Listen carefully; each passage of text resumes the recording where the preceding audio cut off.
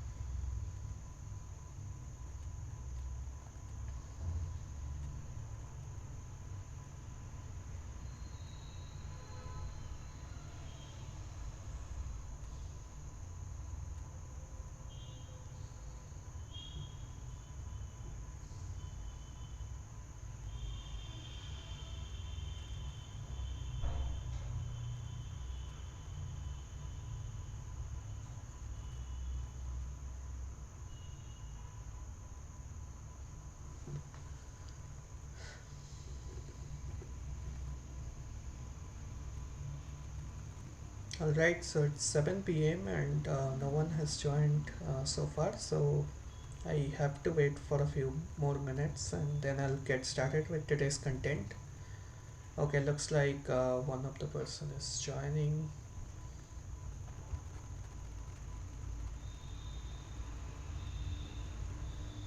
Hi Saikat, so I'll wait for a few more minutes to see if more people join in and then I'll get started with today's content.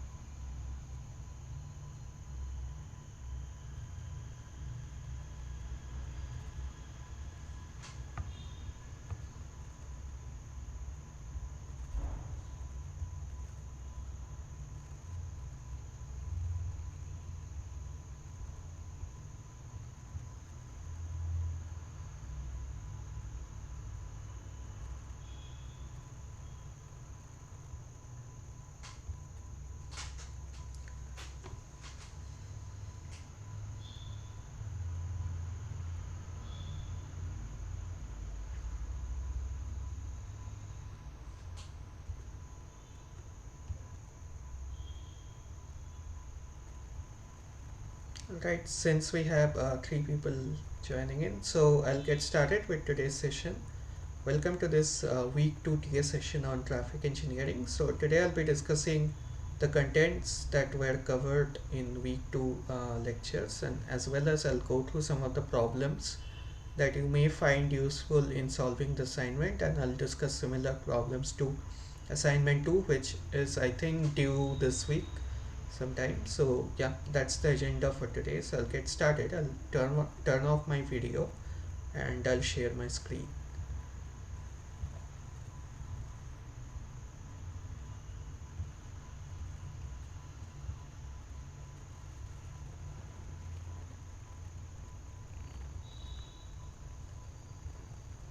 Okay, so I think the video is this one. Okay. Yeah, this is working. Okay, so this is the week 2 TS session, as I have already mentioned, and let me give an overview. So the topic that were covered in this week was traffic facilities and traffic stream parameters. Then the thing that we looked into was traffic volumes and time headways.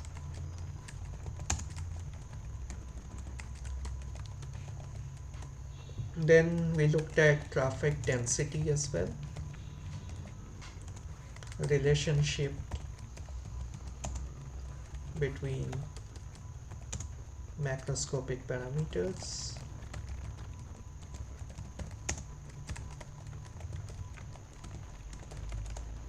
then we have single regime models, traffic stream models, and multi-regime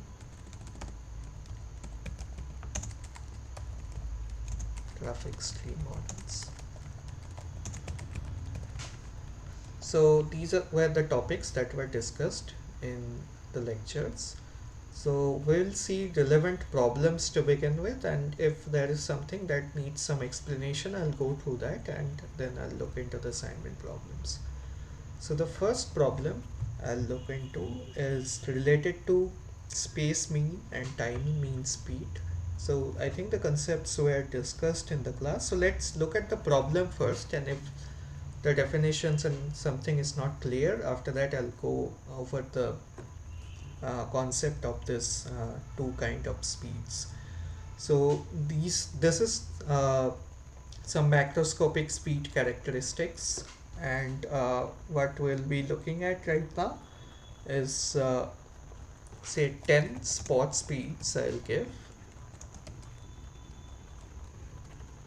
So speed observations were made, and these are in say kilometers per hour,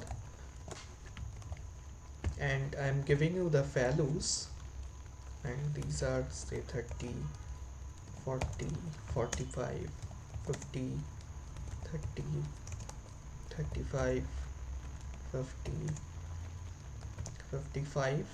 So two more, 25 and 20. So now I'm asking you, so what is the, or calculate the time mean speed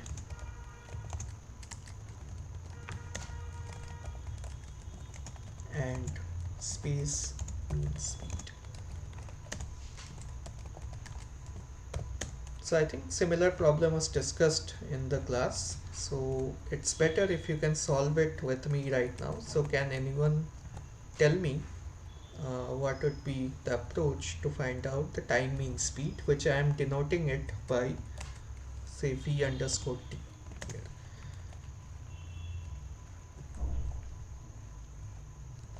Or you can work it out and post the final answer in the chat and I'll check that.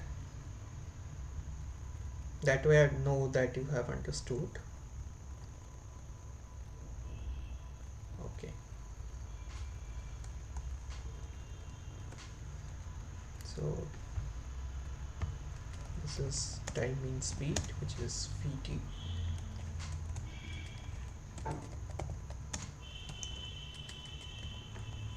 Say Vs.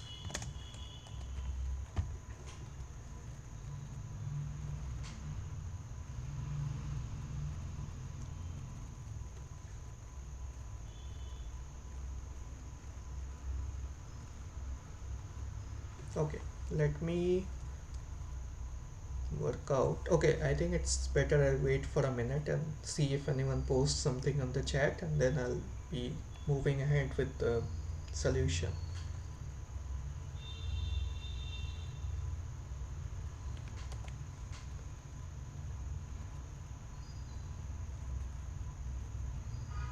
So time mean speed is basically the average speed at one point or at one location over say a period of time. So you make these observations, you make this spot speed observations, and now you can just take the average and that will give you the time mean speed.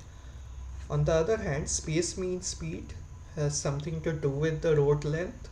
So suppose you occupy certain road length and the average speed of vehicles within that road length over a period of time will give you the space mean speed. So there is some subtle differences between these two, and we'll get into the relationships between these probably after solving this problem, and which one is greater and which one is smaller. Those kind of questions I think you might get in assignment 2. So far I think no one answered it, so let me go ahead and start solving it. So it's basically the average of the spot speed, so it's very simple. It's, you have to add these numbers. So that's 4, that's 5, okay, 6.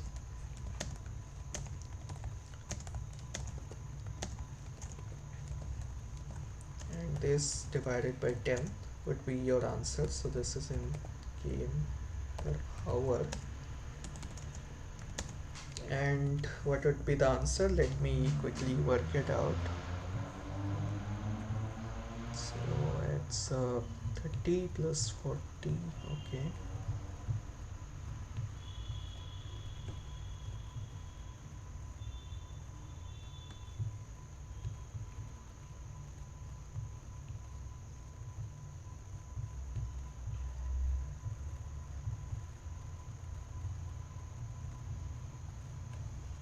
Okay, so I'm getting it as 38 kilometer per hour. Is it correct?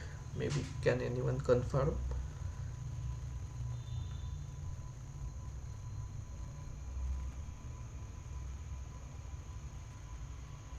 Okay, then let me do the calculation for the space mean speed, which is slightly different from what we have done so far. So we have 10 observations.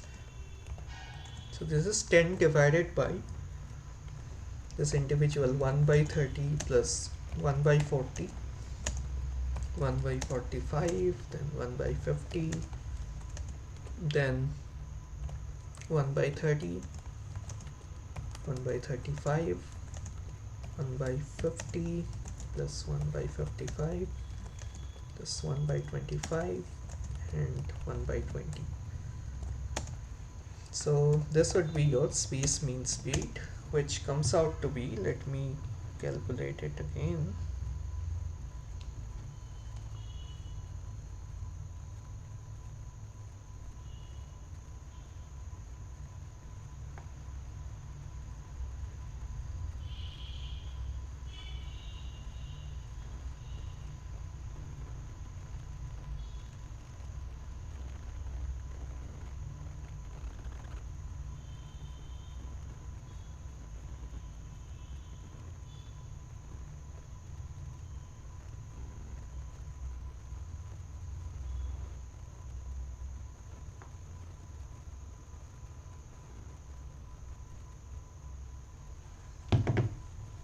Okay, I'm getting it as 34.41. Okay, so this would be the answer to this problem, and we can notice that this time mean speed is greater than space mean speed here. Now, if you notice carefully that time mean speed is nothing but the arithmetic mean or AM of spot speeds, and space mean speed is the harmonic mean,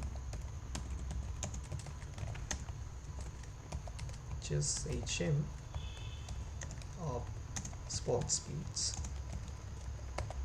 And we know that AM is always greater than equals HM, and that is EMS is greater than equals SMS. Now the definition for the time mean speed, I think it's very easy. You just, at a point, you are just noticing the spot speeds and you are taking the average, that's all. For the space mean speed, the calculation might be a bit tricky, so let me quickly have a new slide here, and let's talk about this space mean speed. So consider road length of, say, d kilometers. Also consider the spot speeds as of, say, 3 observations as V1, V2 and V3.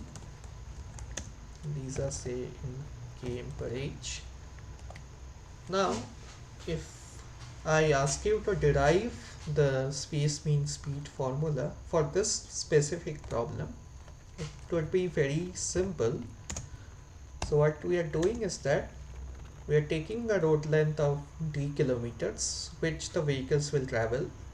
So every vehicle, it's kind of traveling this, you can imagine these are traveling this d kilometers with a speed of, say, V1, V2 and V3 respectively. So the time that they are taking is, you can think of as d by V1. For the second vehicle it could be d by V2, and for the third vehicle it could be d by V3. And the total distance that are travelled by these 3 vehicles are d plus d plus d, which is 3d. So again, by the formula, say, S equals to Vt kind of setup, you can just easily calculate the space mean speed, where just sum all the distances that are covered and divide it by the total time taken by these vehicles. So it could be, say, V2 plus d by V3. So d cancels out, and what you are left with is 3 by 1 by V1 plus 1 by v2, sorry, plus 1 by v3, and this is true for any number of observations. So say n observations, and the general formula is SMS is n divided by sum over, you can, or I can just have it as 1 by v1 plus 1 by v2, and this sum goes till 1 by vn, which is the harmonic mean of the spot speeds. So that's how the derivation comes for this in-vehicle situation, and that is how you can establish the exact formula for SMS, and also for TMS it's very easy. So I hope this should be clear to you now, and this kind of problems you can solve. Now there are other relationships that are also written in the class, so where now the standard deviations of space mean speed and time mean speeds are assumed, and now based on that you can have relation between this space mean speed and time mean speed as well.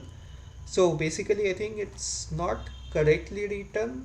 The standard deviations I think are related to spot speeds. So the formula here is that, so this kind of derivations you can also do. So in the slides I think it was written as UT and US, but here I think I'm using VT and VS. So, or let's avoid the confusion and keep the same kind of notation. So this is UT and US. Here, okay, so spot speeds are in V, that's fine. So this is UT equals US plus sigma. So I'm writing sigma like this here. So this sigma underscore S and this whole square, this divided by US. So now this sigma S square, it's the variance. Now this is the standard deviation, and if we square it, you get the variance, which is a positive term. US is also a positive term, so that this implies that UT is greater than equals US.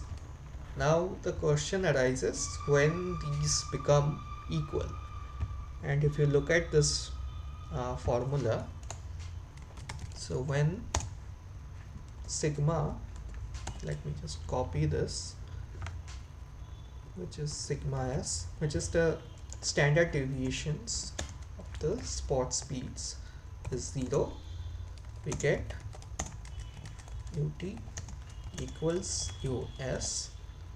That means when all spot speeds are equal, TMS becomes equal to SMS. But in practical situations this doesn't happen, because we have a heterogeneous kind of traffic situation, and the spot speed of all the vehicles can never be equal to each other if we make observations over a certain period of time. So yeah, so in general you would find that time mean speeds are greater than space mean speeds. So that's how you would solve such problems. And I think one of the problems asks you which one is greater, so I think you can answer this right now. Alright, so if this is clear, I'll move. Okay, someone joined, yes, yeah.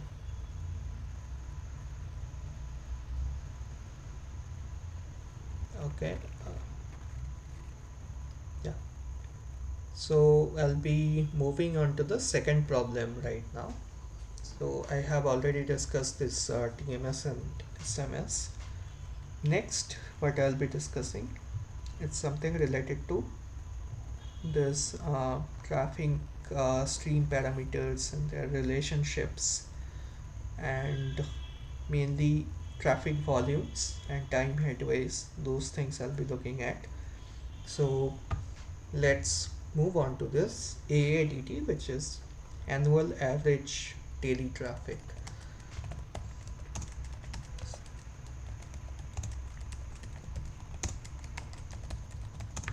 Now, if I ask you the definition of this is nothing but average 24-hour volume of a particular location over a year, which is, you can write it as 365 days as well, it's not a problem. Now, this kind of uh, definition, it has some relationships with other parameters, such as this directional design hourly volume, and it also depends on the factors like proportion of daily traffic during peak periods and directional factors and so on. So now if I ask you uh,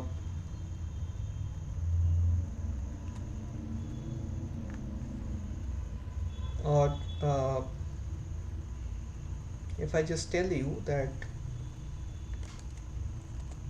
say, 25th peak hourly volume, so what does it represent?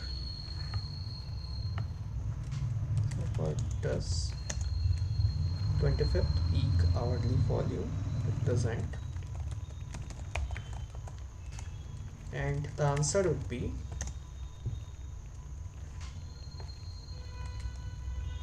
that hourly traffic that will exceed only 24 times in a year. So that's the idea about this one. Now let me actually write down this directional volume thing. So peak hour traffic is expressed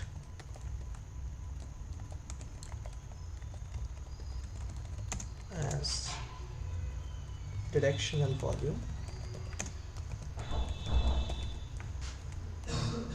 and directional volume is nothing but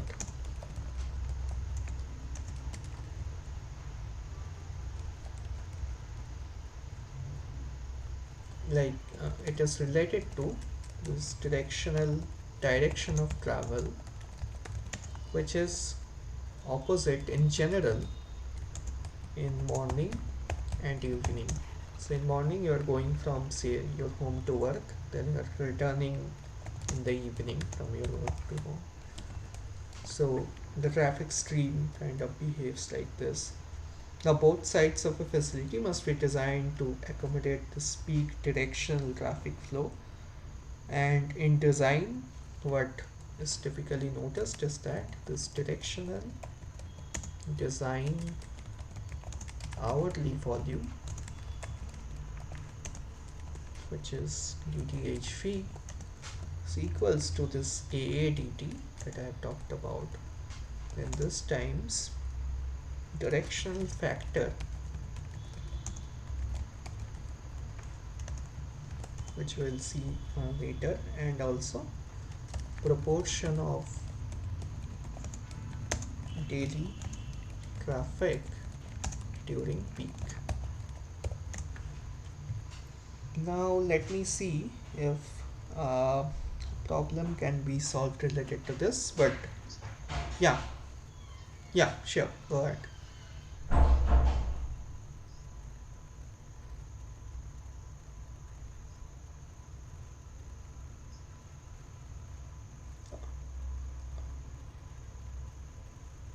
Okay, I think here in this context it's only discussed in terms of roadway. I'm not sure about railways and how the traffic is kind of measured in that case.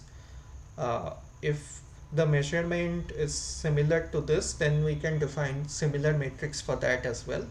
But right now, just focus on roadways. Everything is being discussed, I think, in this course is related to roadways only. Yeah, yeah. Okay, so now I'll be talking about in this context of traffic volume. It's something which you will get in your, I think, one of the assignment problems as well. So this here uh, there is some discussion on this proportion of daily traffic during peak, and you can actually uh, have some estimates of peak rate of flow within some hours and so on. So based on that, the metric that is defined for measurement is called as PHF, which is the peak hour factor. So this peak hour factor, this is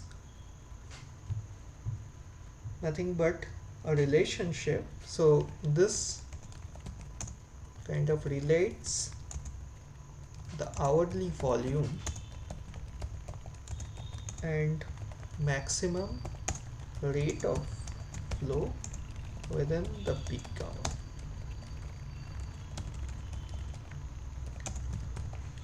So you can define PHF as a proportion. So this is hourly volume divided by peak rate of flow within the hour. Now in the slides it was, I think, mentioned theoretical values in general falls between 0.25 and 1. So you can never exceed 1, so that is fine. So lowest value is when the entire hourly volume occurs in a certain, say, single interval and so on, and maximum when there is no variation in the flow within the hour. So that's when you get the value as 1. Now if I give you a problem related to this, so calculate the PHF from the following data of an, say, intersection survey, and where, so in most practical cases what happens is that 15 minutes period is used because the flow during this period can be considered as stable. So let me also use similar lengths of intervals. So let me quickly create a table. So it would be let's go with 5 or 6 columns and 2 rows. So here is the data. So this is time interval,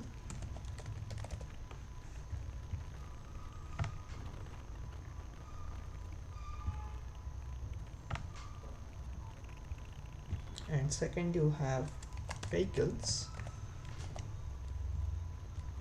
So let's say the time interval is 7 to 7:15, and you have, say, 400 vehicles.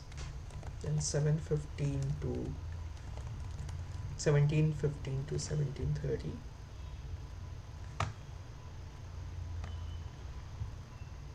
and you have this as 300. Then you can have this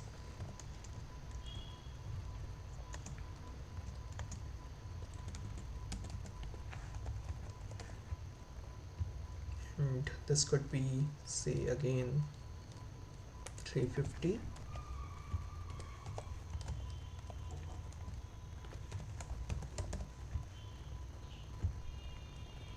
say this is 430, and finally you have something as this, which is say 320. Now you have to calculate the PHF from this data. So how would you do that actually? So for that you have to check for hourly counts, and here there are two hourly counts that you can have. Typically you can find out. One is from 7 or 17, which is 5 p.m. to 6 p.m. The other could be 5:15 to 6:15 p.m. So if I ask you, okay, so let me out of this.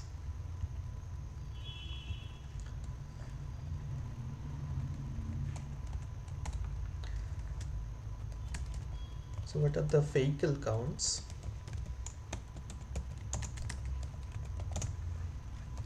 between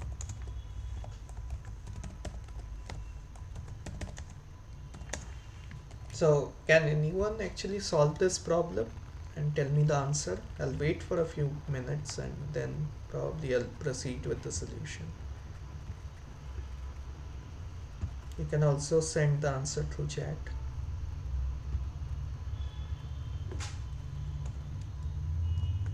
And you have to also find vehicle counts between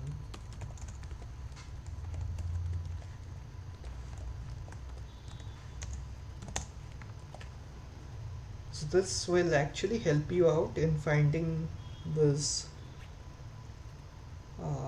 hourly volume, and then you have to also find out the peak rate of volume or peak rate of flow within the hour, and then you can have the final estimate.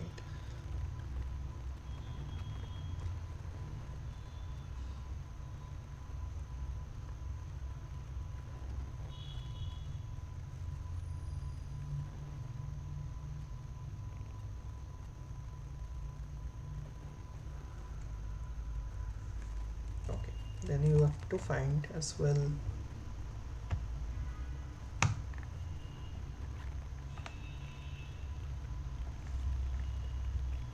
maximum 15-minute volume.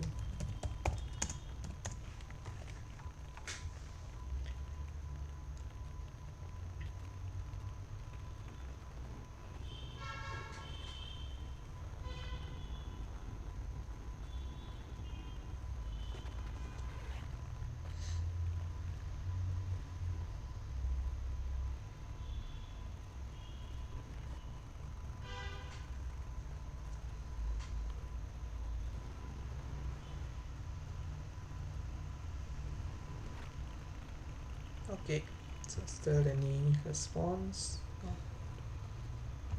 Alright, so here this would be 400 plus 300 plus 350 plus 430, which comes out to be 1480, and then you have from here it's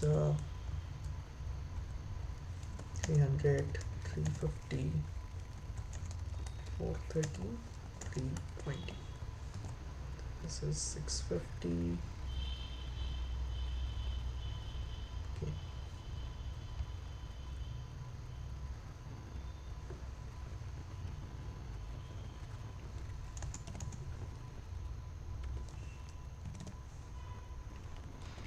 So now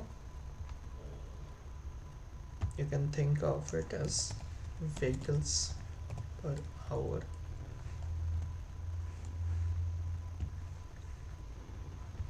This as well as vehicles per hour.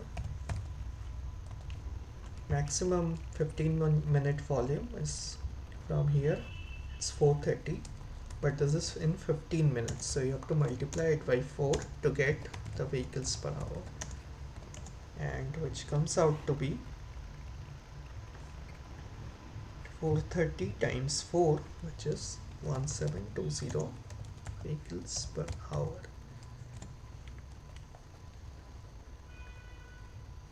Now what you have to do, uh,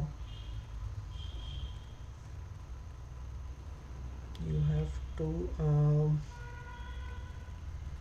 so you have two hourly volumes, and from that you can take the maximum as well.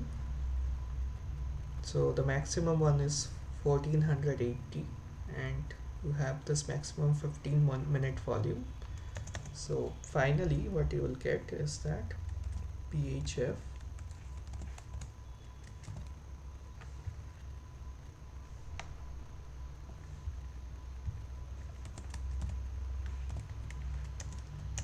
so this is 1480 divided by 1720, which comes out to be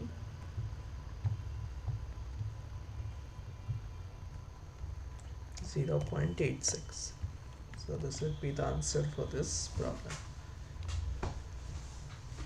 Yeah, so I hope this kind of problems will be cleared when you solve it. Let me actually check if there was something related to this.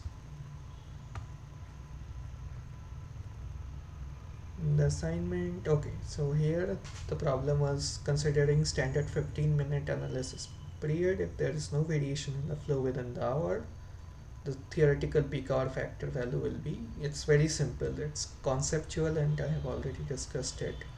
So I think you can, like, you'll be able to answer this, but if you get problems related to this, you should be able to solve it as well. So yeah, I think PHF didn't have anything else in the assignment. This time means speed and space means speed I have already discussed. Their variabilities, and based on that when it will be equal or not, that is also being discussed. Okay, so let me move to the next topic of discussion. Okay, so the next one that I intend to discuss is on time headways. So let me check with what can be discussed in this context, which is helpful.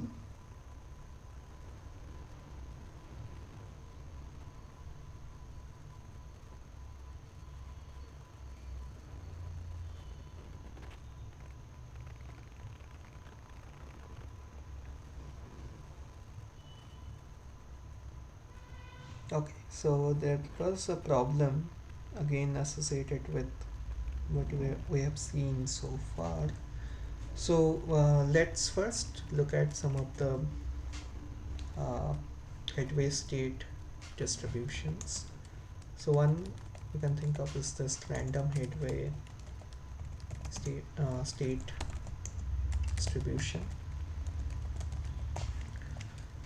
Now this function can be derived from say Poisson distribution, which counts the number of vehicles. So I can write this formula as probability of arrival of R vehicles in any say interval of t seconds, which I can write, okay, PR as this lambda times t, and this to the power R. Then I have exponential, so this multiplied by exponential of minus lambda times t, and all of this are divided by factorial n, or I can just write n, sorry, it's not n, it's r. Now so I'll just write this as probability of arrival of R vehicles in any interval of t seconds. lambda is the average rate of arrival. The mean, you can think of it as mean rate of arrival as well. And t is your time interval.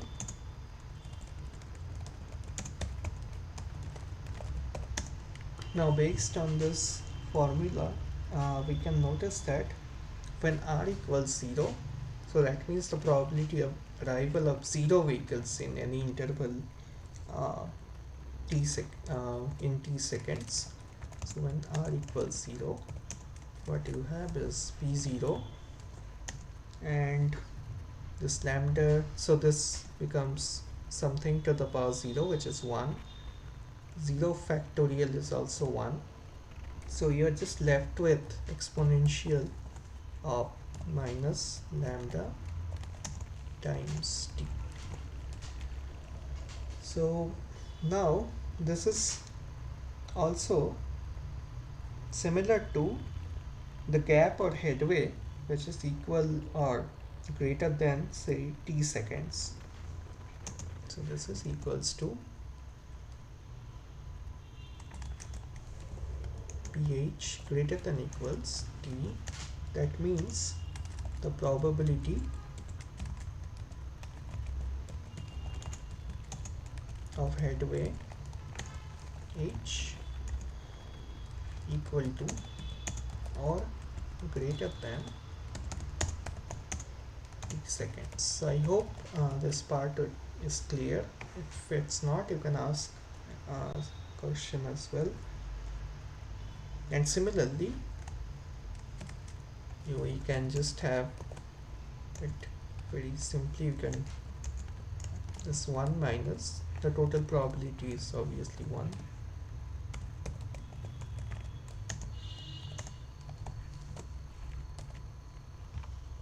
Okay, so now based on this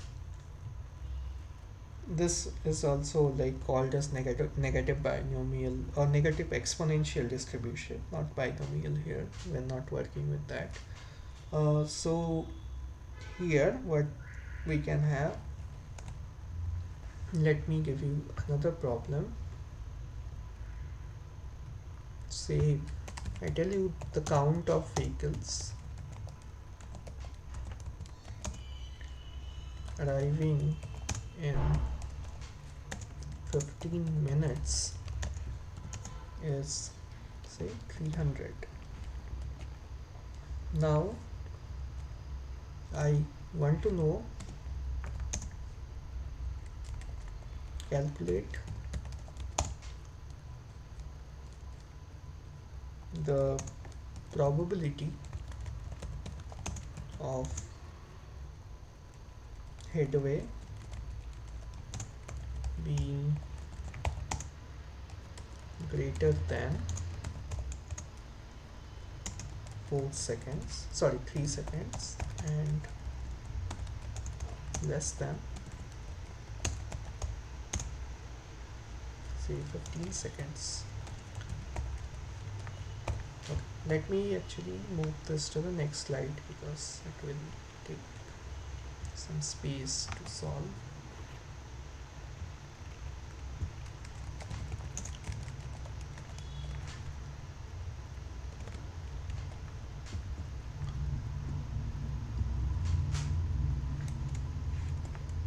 Can anyone tell me what would be the mean or the lambda value here in this problem?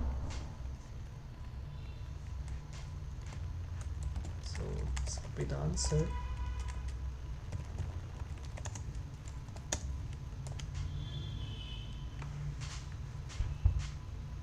It's very simple. I think similar problems have been discussed in the class as well. Let me check. Okay.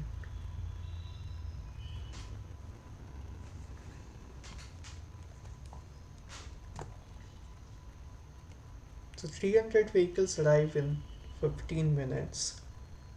So what you have to finally check is how many vehicles arrive in every second.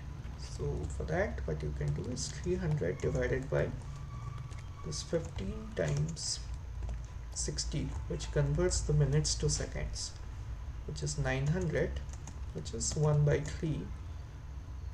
So that is your lambda. And now what you have to find is probability of h being greater than equals 3, and for that the formula is exponential of minus lambda times t, and here that would be exponential of minus 1/3 this times it is 3 seconds, so this is 3, and which boils down to exponential of minus 1, so it's 1 by e. And if you calculate this value, so let me check.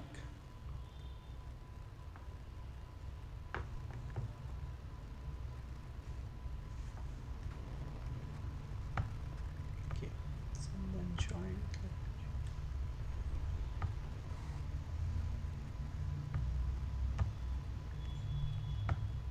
Okay, so this would be 1 by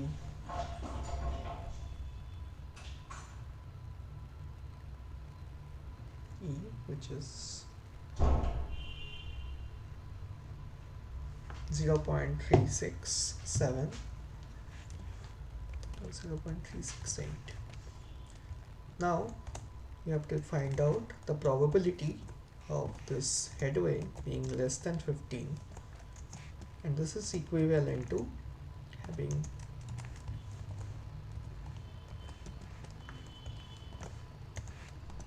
and that means it's 1 minus again this lambda times t,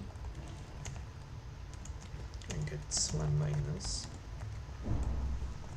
lambda is 1 by 3, and this times t is 15, so this is again 1 minus exponential of minus 5,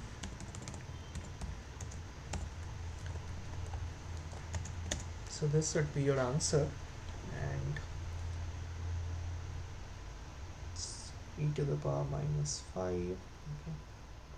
1 by e to the power 5, I have to calculate.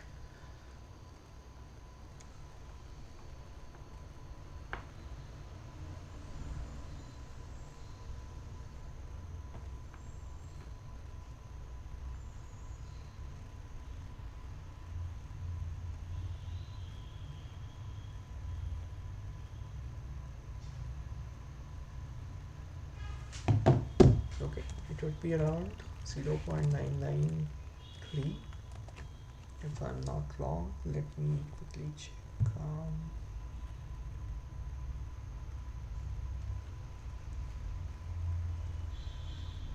Okay, 1/3 times 15.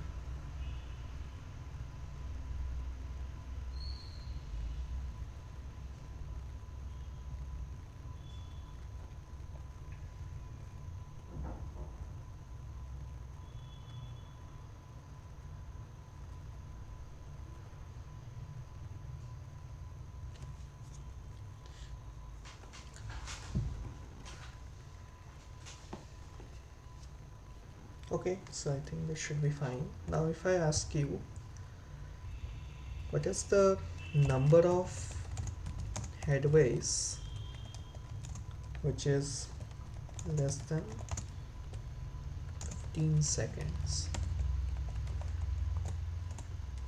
For that, the answer would be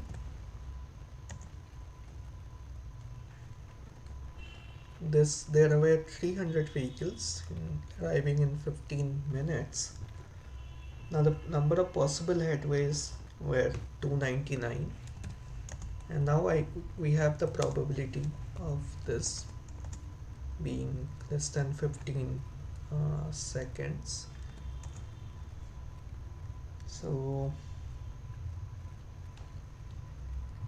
this would give me a value which is around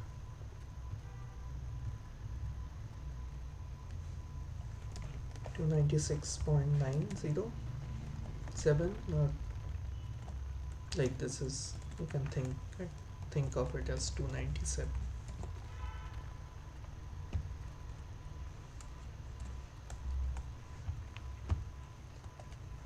Okay, so this way you can solve such problems, and think there is not much critical thing that can be discussed in this context. Some of them were like having different distributions, so you can have normal distributions as well. Then you can also have this Pearson type tree distributions, and you were asked, I think, questions related to this as well, that which one is kind of applicable in which headway state. So let me quickly discuss that.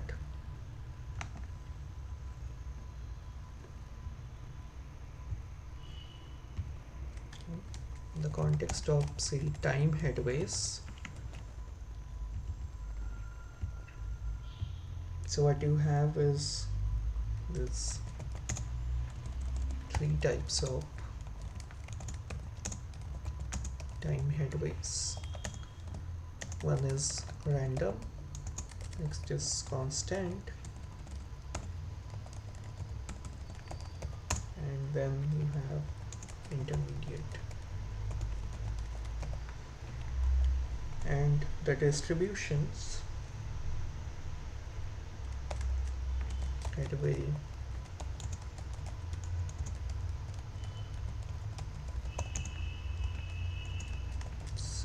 first we have seen this negative exponential distribution, then we have normal distribution,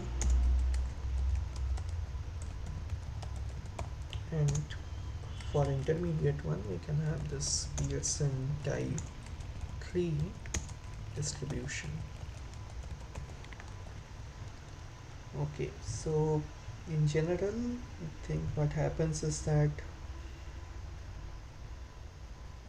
in the class, I think it was discussed that which distribution is kind of applicable to which scenarios, and when there is this random headway this headways, then it's better to, I think, use this negative exponential distribution. And for constant headway state distribution, normal distributions can be used, where the headways are kind of all constant, or there is some slight variations in the data as well. And finally, this Pearson type tree distribution is generally, I think, applicable within this intermediate stages as well. So let me check if you have some doubts.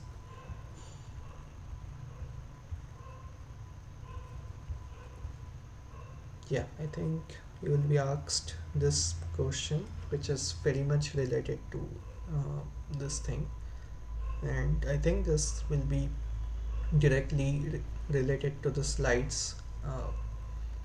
So let me just go through this. Negative exponential distribution closely matches with measured time headway distribution when there is very little interaction between vehicles in traffic stream.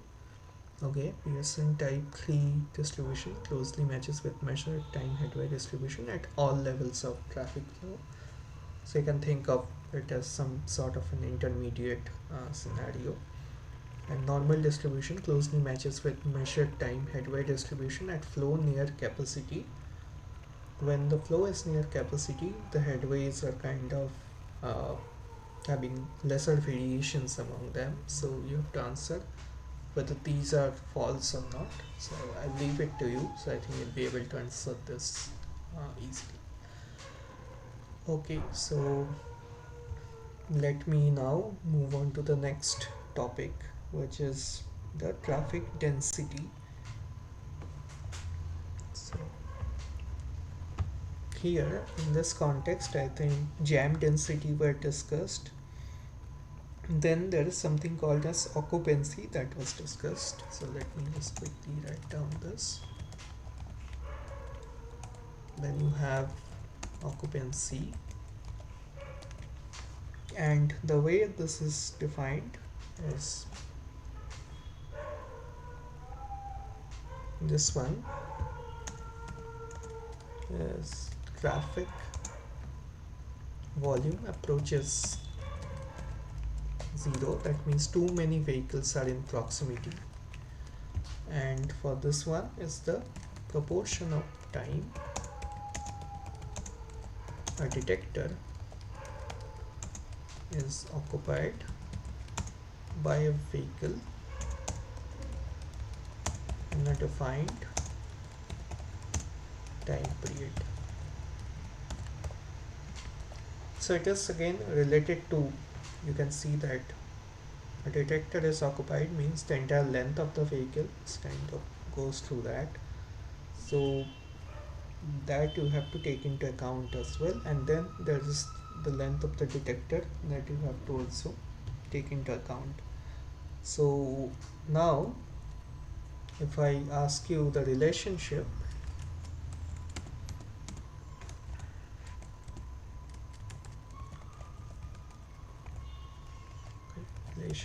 between traffic density and occupancy,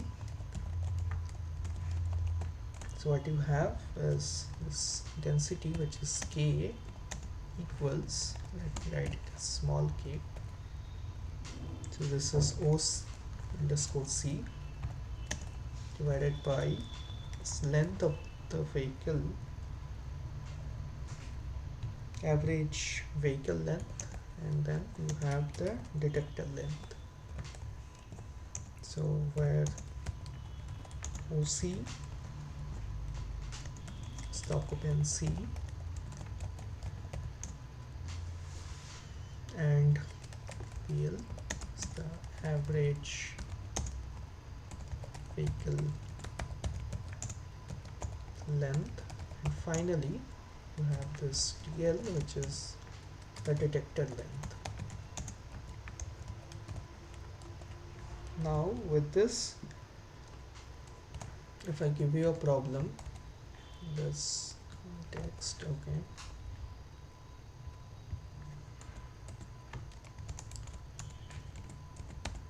in fact, okay, let me just remove this.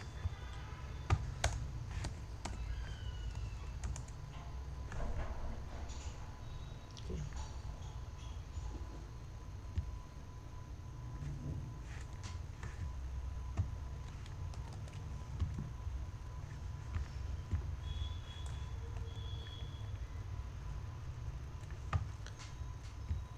So the problem data is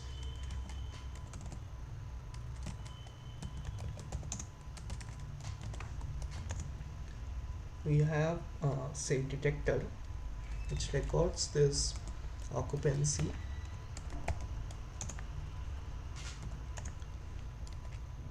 so what would be the unit of occupancy? It's a proportion, so this is unitless. Suppose this is 0.3, then the time period of analysis,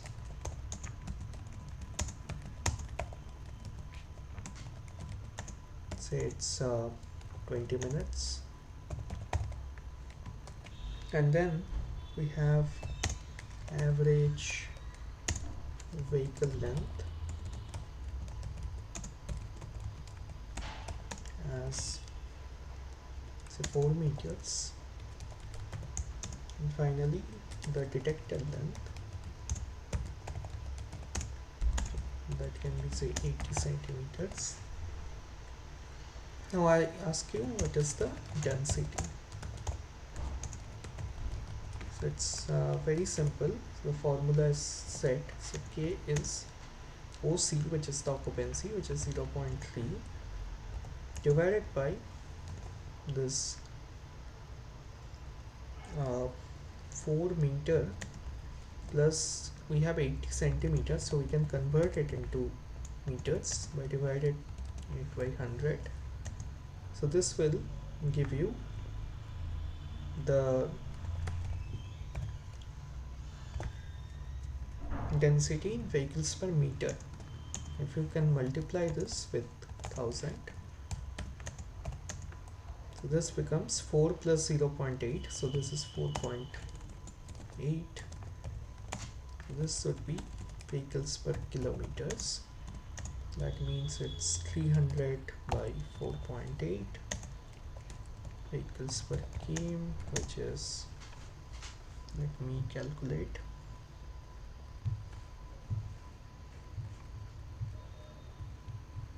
okay, so this is 62.5 vehicles per kilometer. So this would be your density.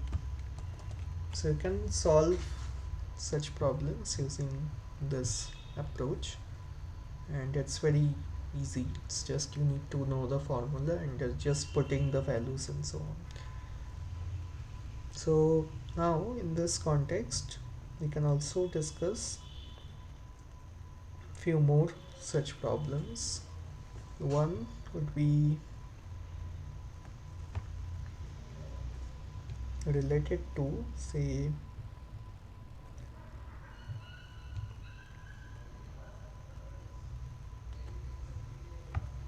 so let's discuss about rate of flow, but in this context let's first know few terms.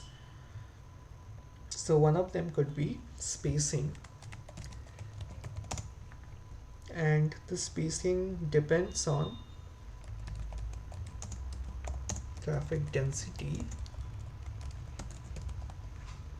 So now if I give you, say, data density is 25,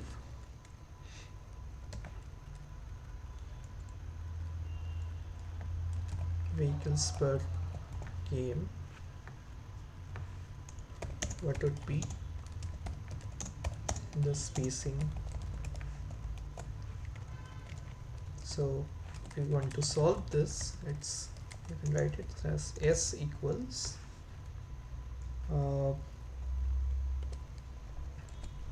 can be 1 by k. That gives you the spacing in, say, in kilometers, and if you want it in meters, it would be 1000 by k, so that would be meters.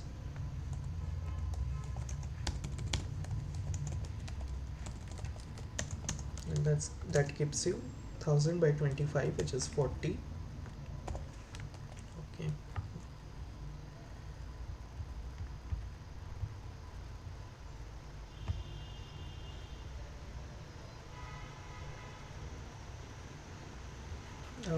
Can you mute your microphone, please? Okay, I have muted. Okay.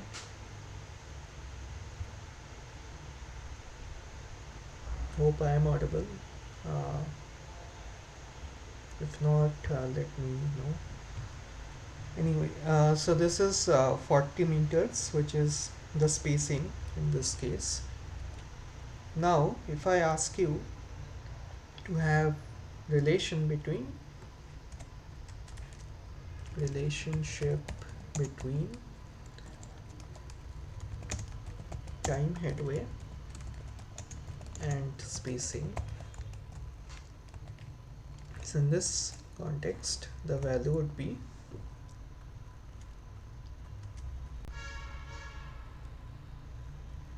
so first you can think of it as speed of vehicles.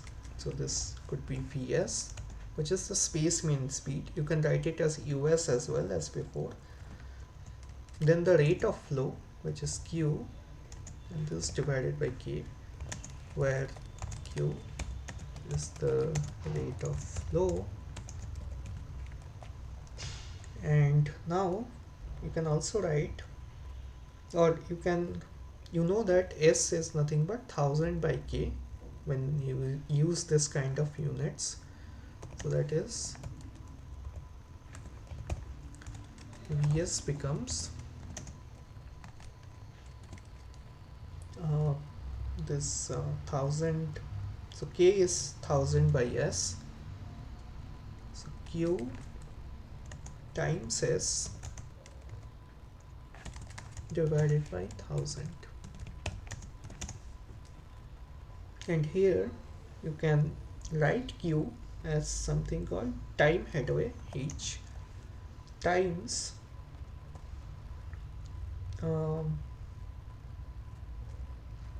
or I think what you can do here is you can keep Vs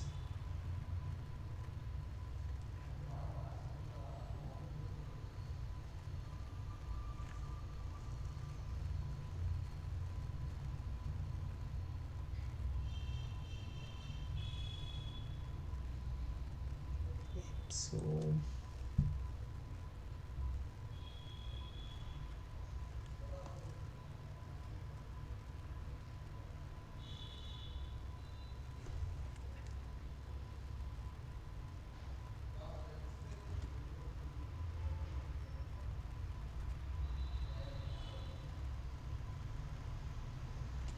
okay, so your Q you can write it as 3600, which is this many seconds, which constitutes 1 hour, and you can divide it by this H, which is the spacing. So it kind of gives you the vehicles per hour that you will encounter, and then you have this S and this divided by 1000, which in turn gives you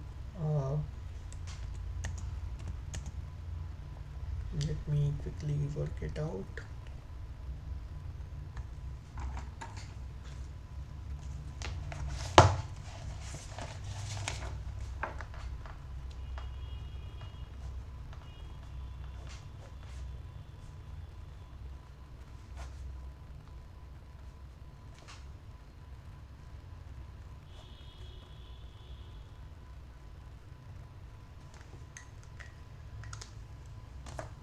Okay, 3.6 times S divided by H. So this is Vs, and from here you have to find out what S is. So that means S is Vs times H divided by 3.6, and the spacing will be, the units will be in meters.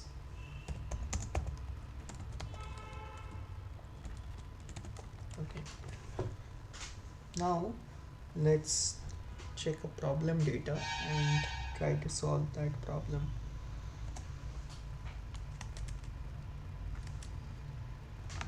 Okay, let me add another slide.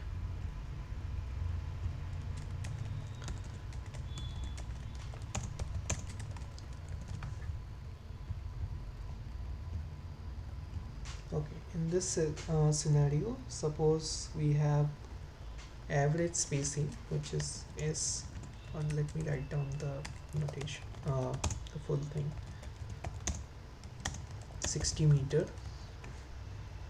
Average headway is also given, is say 4 seconds, and I ask you calculate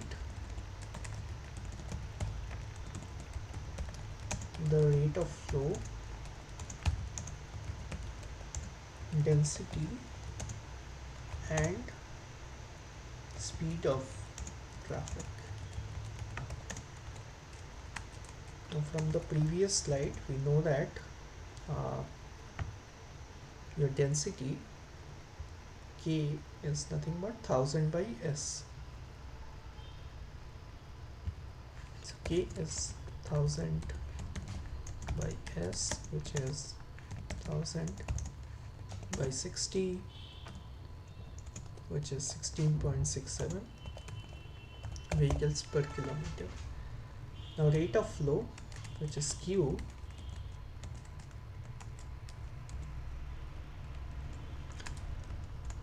okay, so in the previous slide Q was uh, related to the headway as well, so that was 3600 divided by H.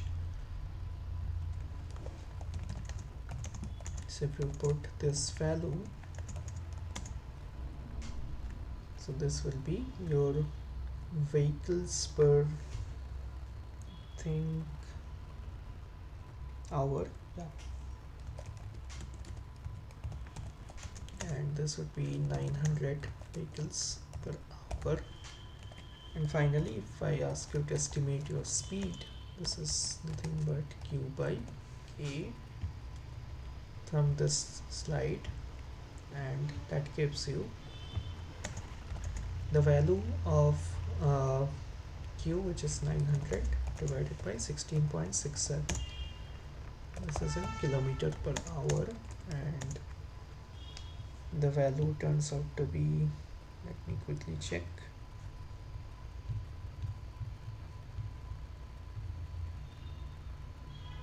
okay,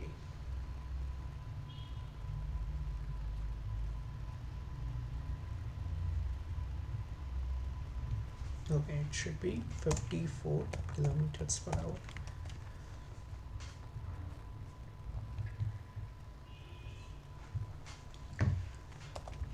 Okay, so this is how you can solve this kind of problem. And let me check if there is something relevant in this.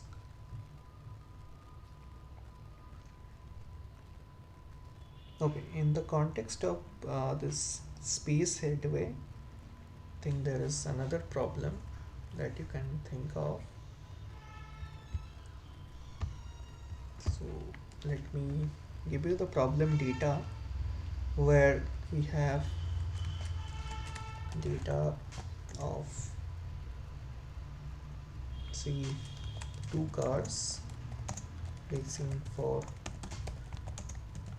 3 hours, and if we assume that no other vehicle is present in that track, and now what do we do is that calculate the maximum space headway between the vehicles within the first 1 hour. So calculate the space headway between the vehicles within the first 1 hour, and the data that is given, the distance traveled in T hours. So let's say this is two cars A and B.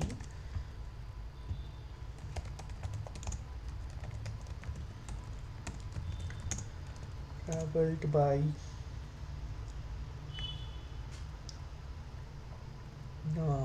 car A in T hours equals dA kilometers, which is say 50 times T, and then distance traveled by car B in T hours is, say, 25 times T square. Now what we can check for is, in this case we have to find the maximum, I think, calculate the space headway between the vehicles within the first 1 hour, and this is, actually I missed one thing, this should be maximum speeds headway, because you're measuring over the entire hour, it's not at an instant of time. So what you have is space headway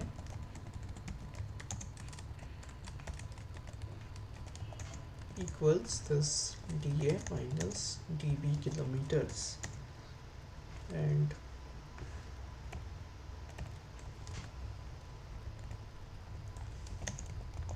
this turns out to be 50t minus 25 t square, and you can write it as equals s, and we have to maximize this function s in terms of like using time, right?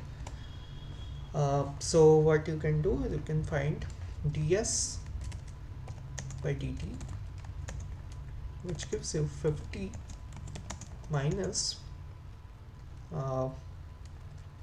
50t. If you differentiate it, you get this. And now for maximization, this is the case. Now if you check d2s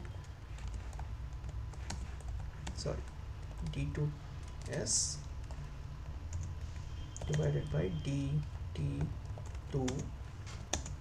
and in that case this is minus 50 and this is less than 0. That means we are indeed maximizing it. When we set this to 0, that is t is equals to 1 hour, and that means exactly after 1 hour you will get the maximum space headway. And if you put the value as 1, then you get s equals 50 minus 25 equals 25 kilometers. So the answer would be 25 kilometers. Now if I change the problem data, okay, suppose the problem data is changed, and now I have my dA equals 50 times t and dB equals say 20 t square. In that case also I am asking you to find out this maximum space headway within the first 1 hour. So let me quickly solve this problem again, and here with a slight tweak, instead of 25 I have it as 20. Now space headway is as before, it's 50t minus 20t square, and this is s. If you take ds by dt, now it's 50 minus 40t, and if you set this to 0, you get 5 by 4, but this is greater than 1 hour. This doesn't happen within the 1 hour mark. This is minus 40. Now you have to find this within the first 1 hour, right? And for that, what you can check, so ds by dt, when t less than 5 by 4 hours, what you have is that ds by dt is greater than 0, so it is positive. That is, s is an increasing function within this 0 to 5 by 4 interval, or you can write for t belonging to the house. Now that means if you again put t equals to 1, you will be maximizing this function within that interval, and that means what you will get for t equals 1 hour, this comes out to be S equals 50 minus 20, and the answer here is 30 kilometers, and in the previous problem it was 25 kilometers. Now there can be another case where the data is changed in such a way that this function might be a decreasing function, but that's not generally happens. Like uh, the space headway function generally are increasing to begin with. If you have a decreasing function, then that means you might get a solution at t equals to 0. That could be your optimal one in that case. But with expressions such as this t and t squareds involved, you probably need some constant terms with it as well in that kind of a problem data. So yeah, hopefully you'll be able to answer this type of problem. Now I have some half an hour left, and the things that are left to discuss are this speed flow density relationships, then single and multi regime models briefly, and some problems related to it. So let me see how much I can cover. And the first thing that I'd be willing to cover is the theories and all. I think you have already learned through the lectures, so let's not get into that. Uh, what we can go it's directly into this single regime traffic stream models, and the first what I'd start with is with the Green Shields model. And what this tells you is the linear relationship between speed and density. And in this case, what you have nice equation like Vs, which is the speed of the traffic stream. It depends on the free flow speed, which is Vf, and you can write it as minus this Vf divided by Kj, which is the jam density, and this times the K, which is the density, or you can write it as capital K as well, but here I'm just writing it as small k. So where Vs is speed of traffic stream,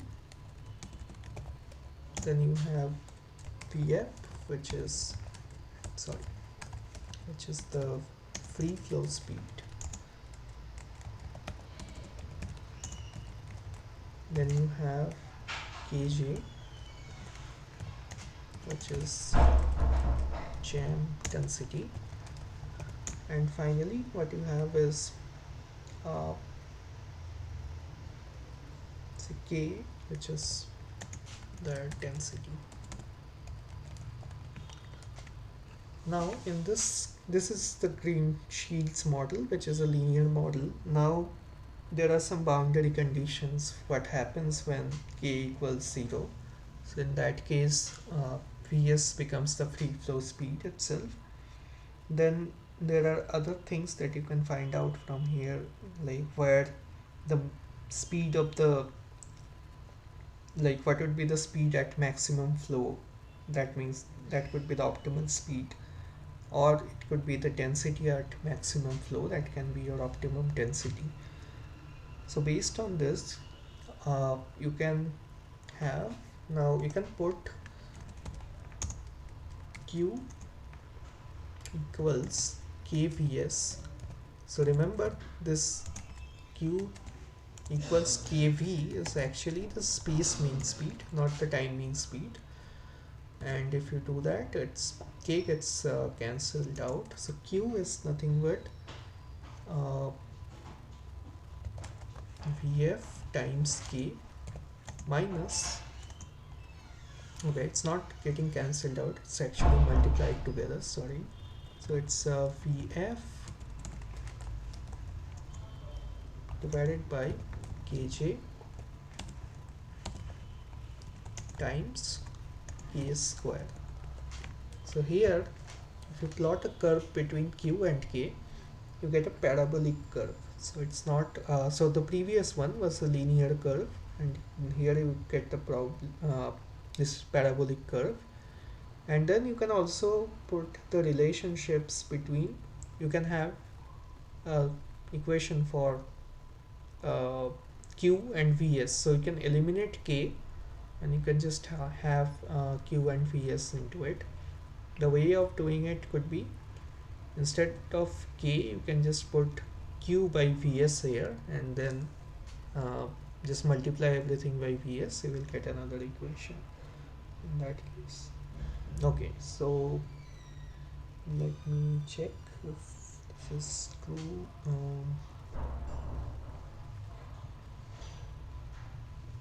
Or yeah, let me write it down actually so that it's complete. So you can put k equals, put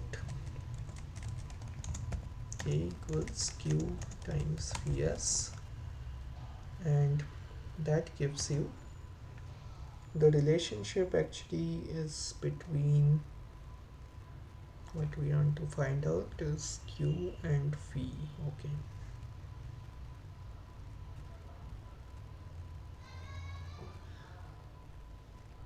okay, so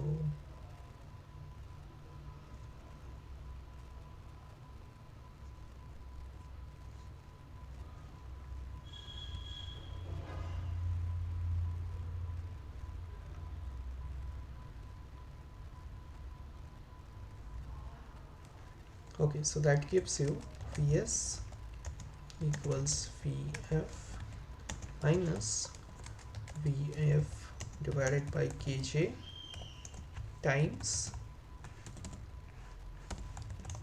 q divided by vs. Now if you do some rearrangements, you would get a relationship between q and vs. So you have to multiply I think both sides by vs, and that would give you some relations between this. Okay, so think that would be sufficient here. Then also you can do this, you can differentiate this dq by dk or dq by dv, you can find out, and the maximum one, so which is the maximum flow, q max or qm is nothing but vm times km, which is corresponds to the maximum one, and this is vf times kj divided by 4.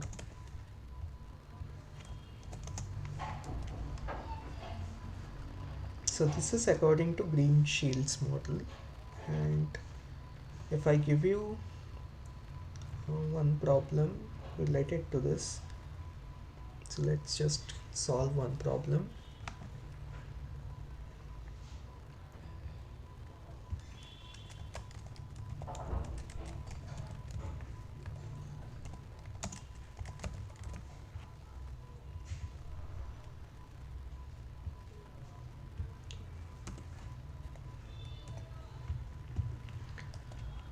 Okay, so the data is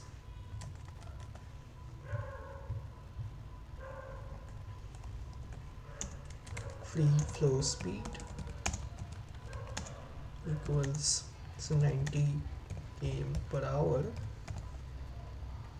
jam intensity of say 120 vehicles per kilometer. So I ask you, determine the maximum flow rate or the capacity.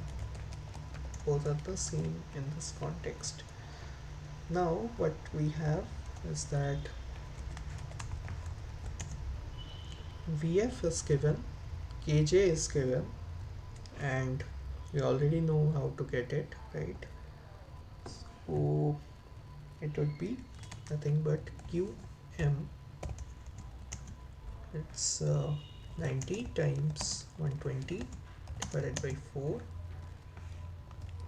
which is vehicles per hour, and this is 2700 vehicles per hour. This is very simple.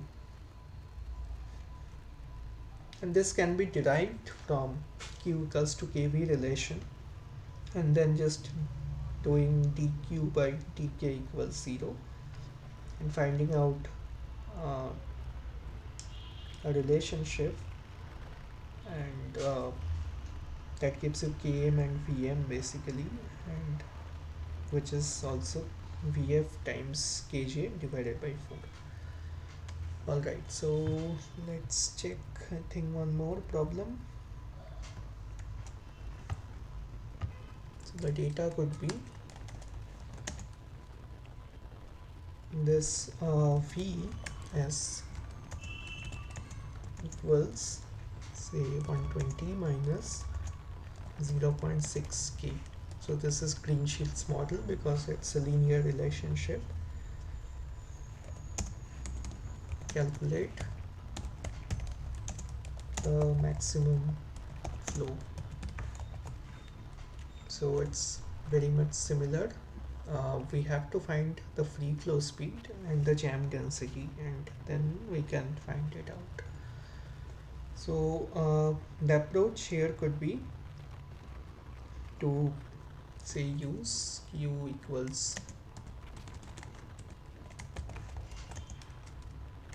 kvs.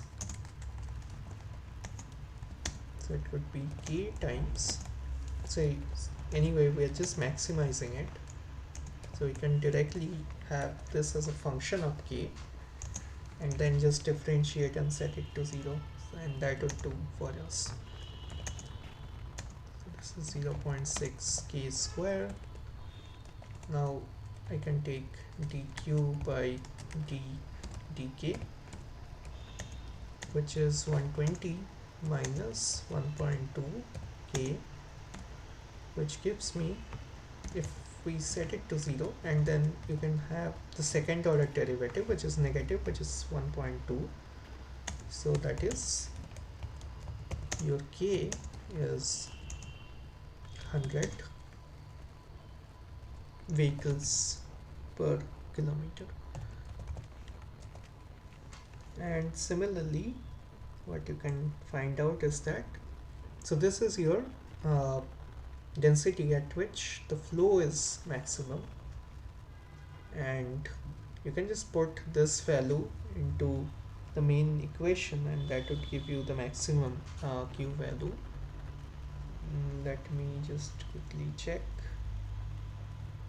That is the case. Yeah, that's fine. So you can just find out qm equals 120 times 100 minus 0.6 times e square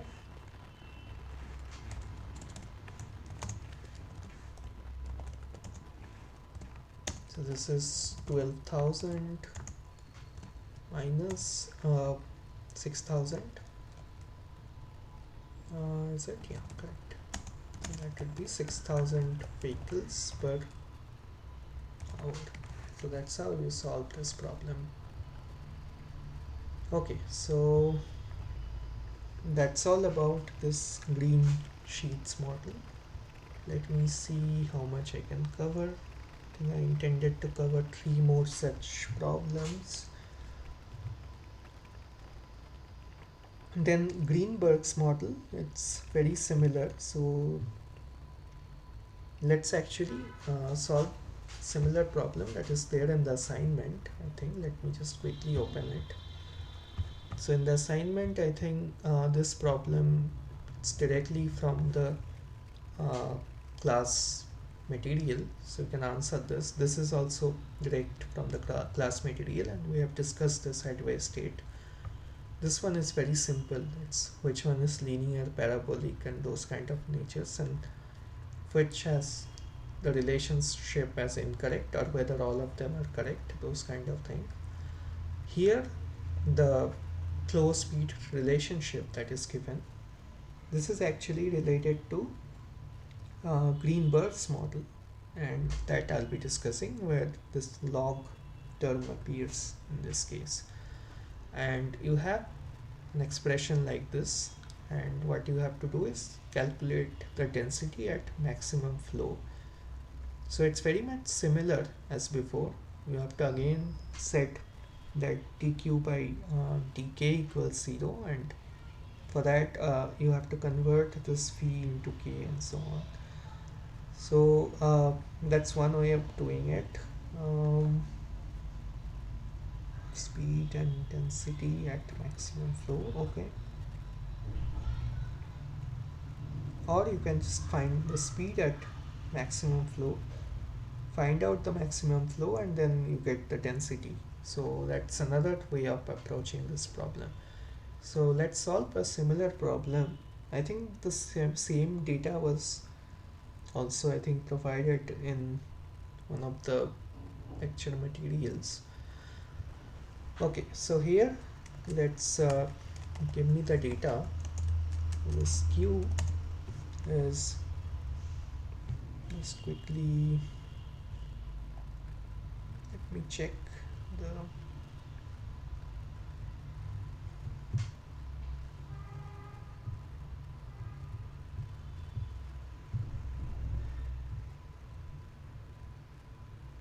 okay. Let me give you slightly different kind of data. So this could be 215 minus 43 v ln v, or let's take it as 41. So where v is in km per h, q is vehicle per hours. Now what you have to do is that calculate maximum flow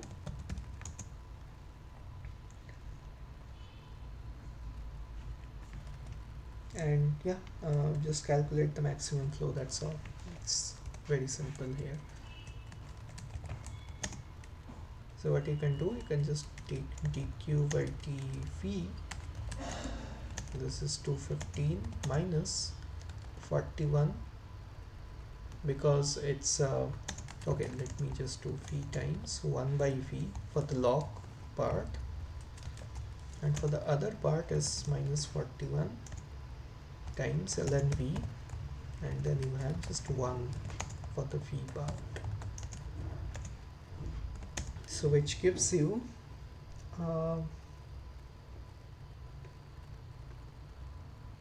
215 minus 41 minus 41 ln v,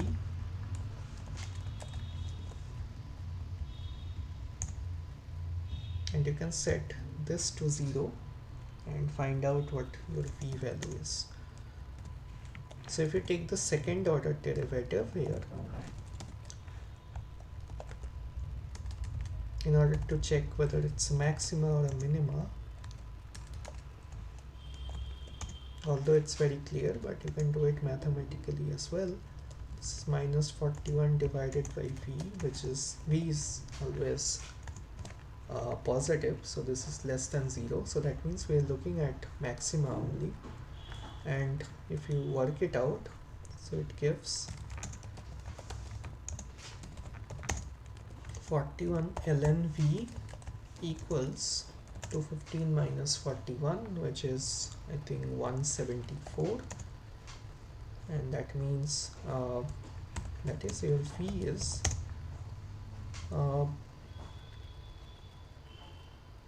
exponential of 174 by 41.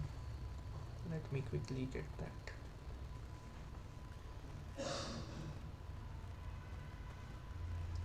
Exponential of 174 by 41. Okay.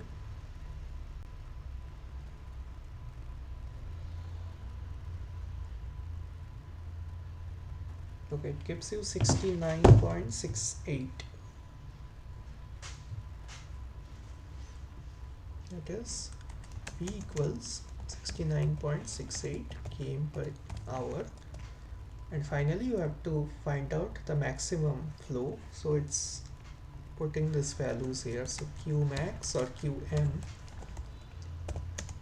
it is nothing but 215 times 69.68 minus 41 times 69.68 times ln of 69.68, which gives you this as vehicles per hour. And let me just calculate this.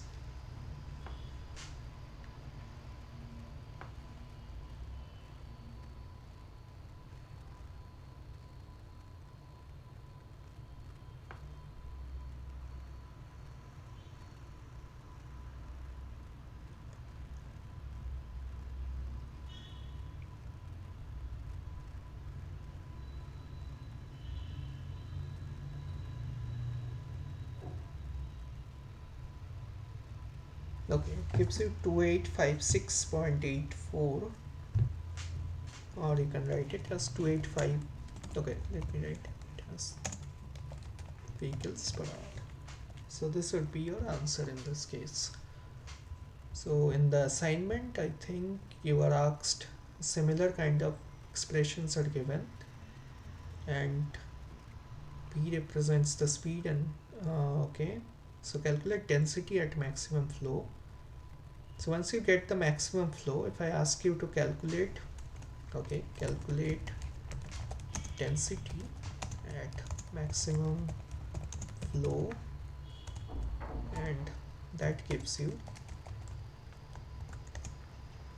K equals Qm divided by Vs. So your Vs was found out using this. So this is 2856.84 divided by 69.68. That would be your vehicles per kilometer. And here that gives you a final answer of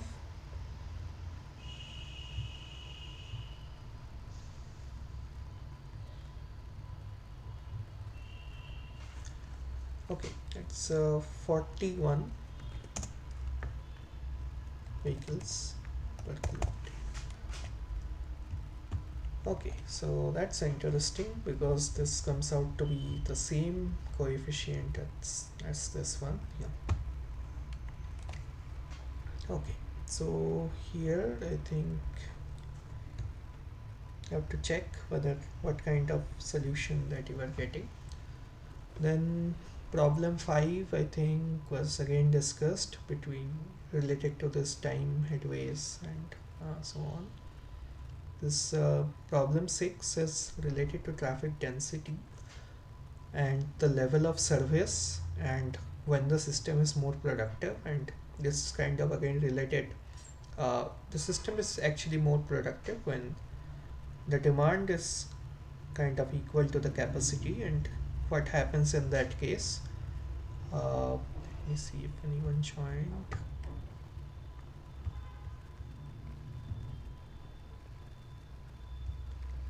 Okay, so I was discussing about this problem. Okay, this is fine. I think you can answer this. I won't be giving the exact answer right now.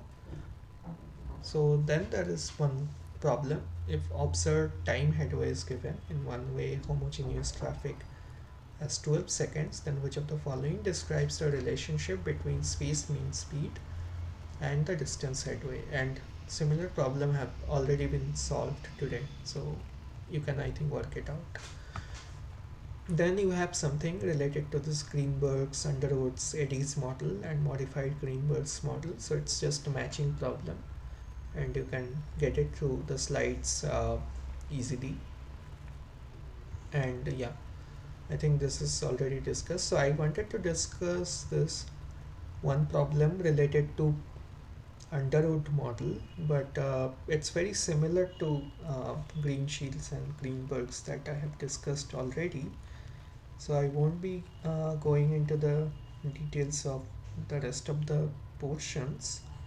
Let me check if I have left something in portion that is kind of left out.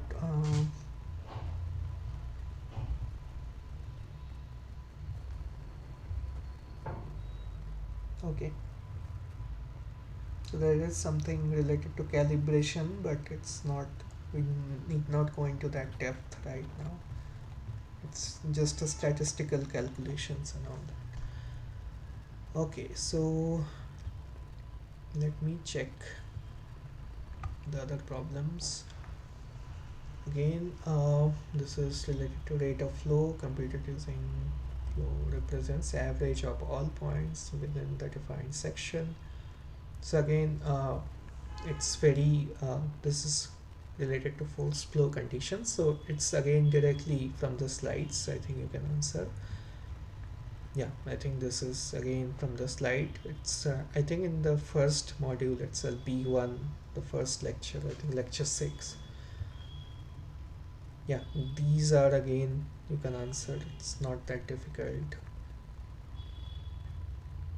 Yeah, whether we use time mean or space mean, that's already discussed in today's class. Then you have yeah, something related to this speed flow curve and whether there is some relation with demand and capacities and so on. I think you can also answer this. This has been discussed today, this BHF, so that's not a problem. This Q discharge rate is always greater than the capacity of the undersaturated portion. So yeah, again I think this is from the slides. So I think the thing that was left to discuss was the multi-raging models. So let's skip under root model because it's similar. This another one was on saturation flow rate. I think there was one problem, probably in the context of multi-raging models. Is it? Anyway, I think you can get it from the slides, so that's not a problem. And yeah, then I wanted to discuss this similar assignment problems which I have already talked about. So the main thing that's left is some concepts like signalized intersections, then this startup lost time, then end lost time or the clearance lost time, and you can have problems related to that as well. So the saturation headway comes in that context. And yeah, so I think right now we haven't gone into signal designing as such, but the concepts are very much like the basics are given. Then there is something, this interrupted flow has been discussed with stop sign, L sign, and it's basically the concepts and not the problems as such right now. So yeah, I think it's almost 8:51. So I'll just remove these two slides. So I'll share the overall slides, and if you want to see more discussions on the assignment related problems that I might not have discussed uh, directly in this session, but the other TA I think had some discussions on it in Saturday, so you can always go back and check that video as well. And with that, so I'll probably stop this session. If anyone has any question, they can ask me right now, and otherwise I'll conclude the session. Okay, someone wants to join now. Okay. Okay, so yeah, if anyone has any doubts or questions, you can ask me now, or you can later post it in the discussion forum as well. Maybe I or the other TAs can try to answer that. So if not, I'll conclude this session today.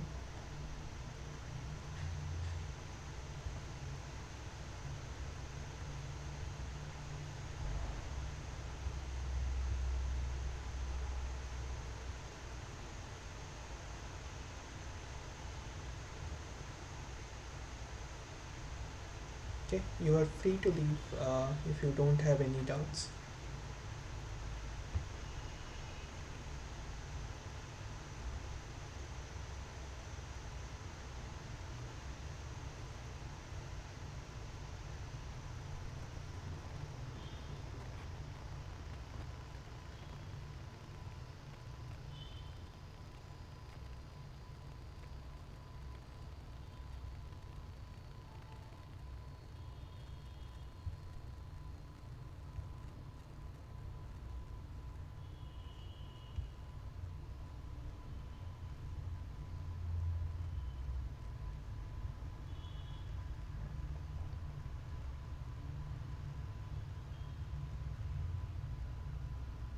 Okay, if no doubts, I'll leave the call and see you next week with the discussion on week 3 assignment related problems as well as the content.